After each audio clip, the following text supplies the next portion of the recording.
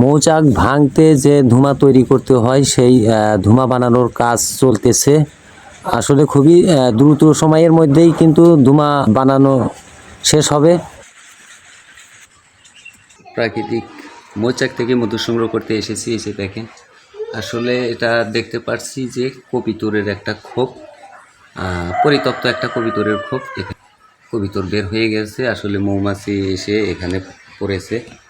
বিশাল মৌচাক, একদম পুরো খোপই জুড়ে পড়েছে। এই যে দেখেন আসলে গেটটাও কিন্তু আটকানো আছে। আমরা এখানে থেকে মধু সংগ্রহ করবো। আমরা একটু চেষ্টা করব আপনাদের দেখানোর জন্য যে আসলে কি পরিমাণ এই মৌচাক থেকে মধু সংগ্রহ করতে পারি, কি পরিমাণ মধু হয়েছে, এগুলাই আপনাদের মাঝে একটু তুলে ধরবো। শেষ মুহূর্ত পর্যন্ত সঙ্গে থাকবেন। ভিডিওটা ভালো লাগলে অবশ্যই শেয়ার করে দিবেন।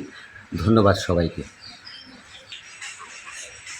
শেষ পর্যন্ত মৌচাকটা ভাঙা দেখবেন, আশা করি ভালো লাগবে। দেখেন গ্রাম অঞ্চলের প্রাকৃতিক ক্ষুদি মৌচাক, কবিতরের খোপের মধ্যে থেকে এই মধুগুলো বের করতেছি।